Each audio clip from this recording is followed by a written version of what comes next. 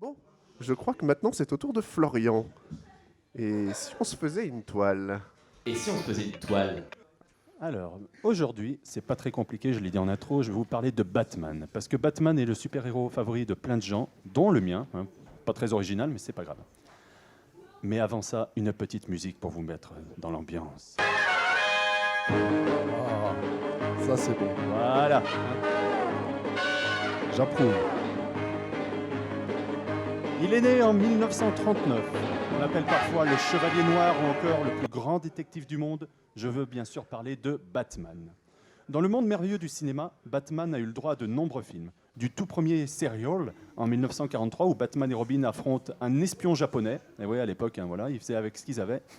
Jusqu'au dernier film à ce jour, Justice League, sorti en 2017. Et si on veut être un peu plus précis, je pourrais même vous parler du film La Grande Aventure Lego 2 qui est sorti en 2019. Mais comme Batman n'est pas vraiment le personnage principal, je vais donc m'abstenir de le faire. Et c'est surtout que je ne l'ai pas vu aussi. Si j'ai voulu parler des films Batman pour cette première de la Geek Nation, c'est surtout pour vous parler de ce qui fait pour moi l'intérêt des films Batman au cinéma et donc de vous dévoiler mon film Batman préféré. Mais avant d'aborder un peu plus précisément ce sujet, je serais curieux, cher chroniqueur, cher Yann, cher coach, d'avoir vos avis sur la question. Lucas, par exemple, quel est ton film Batman préféré si tu en as un? Oh, bah, je vais te dire The Dark Knight Rises. Je te laisse faire la traduction. Super accent évidemment. anglais. Ouais, je te laisse faire la traduction. Ah non, évidemment. en plus, je viens de capter, tu as dit Dark Knight Rises, c'est même pas celui avec le C'est le Joker. troisième de Nolan. Ah non. Ah ouais, non, Mais c'est en fait, vrai. je vais t'expliquer pourquoi. Mais vas-y, je t'en prie. Merci. Je vous laisse la parole. C'est Allez-y. c'est juste le seul que j'ai vu en fait. Ah, Et puis non, je rigole. Évidemment, j'ai vu les autres de Nolan. Mais la mort de Cotillard. c'est ça qui t'a marqué. Comment Putain, la une mort telle de grossièreté Cotillard. a pu passer à l'écran quand même. Ouais. Enfin d'ailleurs, c'est pas passé. Hein.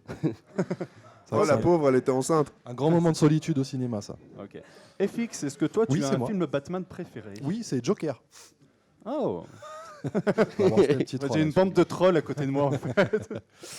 Est-ce que j'ai un film Batman préféré? Comme ça, de but en blanc. Oui, le Batman de Burton, hein, on va faire dans le classique. Le premier? Ouais, le premier, ouais, de Ok. 89. 89. Ouais, c'est ça. C'est ça. Ouais, c'est celui qui m'a le plus marqué, de par son ambiance, le fait qu'il y ait Julien Lepers qui joue dedans aussi, ça c'est. C'est bien Comment connu. ça, Julien Lepers. Alors, est-ce que c'est Michael Keaton, hein, Ouais, le, c'est ça, oui, c'est lui. le nom de. Tu vois qui c'est, Michael Keaton? Ouais. Tu iras voir des photos sur Google après. Tu mets Michael Keaton, Julien Lepers côte à côte. C'est C'est limite les des mêmes. sosies. Ah, C'est un merde. truc de fou. Bah, Ah, même ouais. en- D'accord, les gars. même bon. maintenant, quand tu le revois dans Spider-Man Homecoming, c'est toujours Julien Lepers vieux. Hein. Ouais, enfin bon, bref. C'est ça. Et j'aime beaucoup, mais alors vraiment beaucoup, dans ce film, Jack Nicholson dans son rôle du Joker, Il est... qui a donné ses lettres de noblesse au Joker en premier. Je suis d'accord. Yann, est-ce que toi, tu as un film Batman préféré? Oula, Ah oui, j'interroge même l'animateur, c'est fantastique. oula. C'est dur. Hein. J'allais te dire comme ça, The Dark Knight, le deuxième de Nolan, et sûrement le Batman de 89, Mhm. parce que le Joker est très certainement un de mes méchants préférés. Ah, je sens le mais arriver. Mais j'attends énormément du prochain film avec Robert Pattinson. Ah, j'ai vraiment une bande de trolls à côté de moi, en fait, hein, c'est clair. Et vous, cher coach, avez-vous un film Batman préféré? Bah, écoute, comme tout le monde est en train de troller, je vais dire Justice League. Non, pas du tout. Non, je pense que je vais plutôt dire comme FX, c'est-à-dire Dark Knight Rising, c'est ça Rises. Rises. Rise. J'ai moyennement apprécié. Par contre, ce qui avait été fait avant, notamment avec le personnage du Joker, comme il l'a dit Jack Nicholson, bon, ça reste du classique. Voilà. En ce qui me concerne, de l'ensemble de la carrière cinématographique de Batman, si on peut l'appeler tel quel, j'ai vu 8 films. Il y a eu l'adaptation de la série télévisée en 66, avec le fabuleux son qu'on a entendu au tout début. On peut le remettre si tu veux. Allez, vas-y, Ah, je t'en prie. pète. Voilà. Ah. Ça, c'était une bonne ambiance à l'époque. Les 2 films de Tim Burton, parce qu'il y en a eu 2. Les 2 films de Joel Schumacher. Je vous rappelle quand même qu'il y a eu Batman Forever et Batman et Robin, le fameux. Avec George Clooney et Val Kilmer. C'est ça. Et Arnold Schwarzenegger aussi.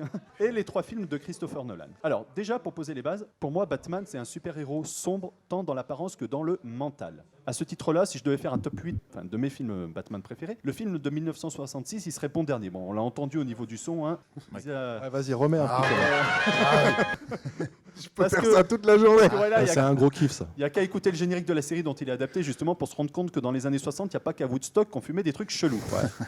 J'aimais- Ça suffit, oui. Ouais. Oh, Et franchement, les collants aussi. Hein. oui. Ah, mais c'était il y a beau, plein leur de choses. collant. C'était du 100% Adam West. 100% acrylique. Alors, pour ceux qui n'ont jamais vu ce film, je vous jure, mettez-le, c'est à mourir de rire. Et je crois que sur Internet, c'est le joueur du grenier qui en avait fait Ouais. une critique. Ouais. Mettez-le, ça résume très bien l'esprit Ouais, du film. clairement. Ah ouais, c'est très drôle.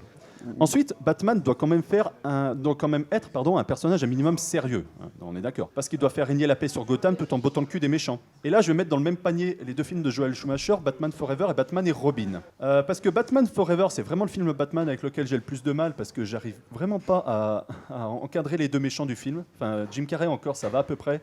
Mais et j'ai oublié le nom de l'acteur. Tommy Lee Jones. Tommy Lee Jones, je te remercie, cher Yann. Non, je peux pas. Et puis alors, je parlerai quand même. Je vais m'arrêter un petit moment sur Batman et Robin parce qu'on dit très souvent que c'est le pire film Batman.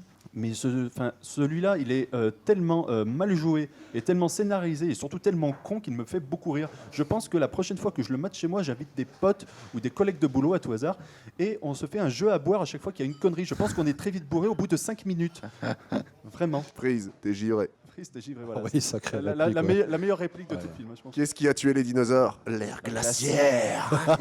Putain, c'est chaud. C'est quand même, à ma connaissance, le seul film Batman dont le réalisateur s'est excusé publiquement de l'avoir réalisé. Quoi. Ah, c'est vrai. On en est à ce Oui, niveau. Quoi. ses excuses sont aussi dans le Mais making-of. il s'est excusé dans la foulée ou rétrospectivement? Non, rétrospectivement. Ah, d'accord, ok. Mais quand il s'est aperçu de tout ce qui se ramassait, tous les seaux de merde qui se ramassaient sur la gueule au fil des années, il avait mais je suis désolé. C'est quand même, je rappelle, le film Batman qui s'ouvre sur des plans de cul et de tétons. Voilà, si vous l'avez pas Ouais, vu, ouais. Joel Schumacher. Bah, ça m'intéresse du Dans coup. un notre peu plus, cœur. ça. Donc à ce niveau-là, T'aimes les culs et les tétons. J'adore ça, Yann, j'adore ça. C'est ma à ce grande niveau-là, passion. vu que j'en ai Très déjà bon marché. éliminé 3 des films, il en reste 5. J'ai toujours pas dit mon film Batman préféré. Il y a C'est les long. deux. Ah, c'est long, hein, mais c'est pas grave. J'aime faire durer. Vas-y, fais Il y a durer, les chérie. deux de Tim Burton et les 3 de Christopher Nolan. Et autant vous le dire tout de suite, ma préférence à moi se trouve dans les 2 films de Tim Burton. Parce que oui, Christopher Nolan, c'est un très bon réalisateur. On va pas y revenir là-dessus. Oui, il est à l'origine d'une des meilleures incarnations du Joker de tous les temps, pour moi. Et oui, les 3 films sont bons. Je suis d'accord. Toujours pour moi. Jusque-là. Mais pour moi, l'univers de Tim Burton, il s'applique beaucoup plus à Batman que celui de Christopher Nolan. Christopher Nolan, il est très bien dans d'autres trucs, ce qui concerne la science-fiction notamment, je trouve. Mais voilà, l'univers de Batman, pour moi, c'est Tim Burton avant tout. Et je dis pas ça parce que je suis fan de Tim Burton, c'est vraiment un truc que je pense, je précise. Alors lequel choisir? Est-ce qu'on a le Batman de 1989? On en a parlé avec Jack Nicholson qui incarne le Joker, ou Batman le défi en 92 avec Michel Pfeiffer, j'arrive pas à le prononcer, Michel Pfeiffer. Michel Pfeiffer en Catwoman et Danny DeVito dans le rôle du pingouin. Et le grand gagnant sera le film dont vous allez entendre la musique tout de suite. Voilà, ça c'est une bonne ambiance pour un film Batman. Bienvenue sur Geek Nation ASMR. Pardon, excusez-moi. Oui, c'est Batman le défi, mon film préféré. C'est ou Batman Returns en version originale. Il a été réalisé par Tim Burton en 92. Et je l'ai dit, il y a Michel Pfeiffer, il y a Danny DeVito et il y a surtout Michael Keaton qui enchaînait là son 2e film Batman avec Tim Burton. Alors, pourquoi ce film? Parce qu'on en a parlé, il y a Batman avant avec le Joker. Pourquoi celui-là? 3 raisons. La première, c'est que, fort de son expérience sur le premier film, Tim Burton a gagné la confiance des studios dans celui-là, et il a quand même pu se lâcher beaucoup plus. Ça se ressent quand vous voyez le film. Il y a des thèmes qui lui sont chers, qui reviennent beaucoup plus que dans le premier. Il y a beaucoup de choses techniques, je ne vais pas revenir là-dessus, mais surtout voilà, pour le fait que Tim Burton a beaucoup plus pu faire ce qu'il voulait sur celui-là. La deuxième raison, ce sont les méchants. On a quand même 2 méchants pour le prix d'un. Dans celui-là, on a le Catwoman et le Pingouin, voire 3, si on compte celui de Max Schreck. Voilà, encore des noms compliqués à prononcer. Qui est incarné par Christopher Walken dans le film. C'est un industriel millionnaire qui manipule le personnage du pingouin et qui est à l'origine de la création de celui de Catwoman. Quand même.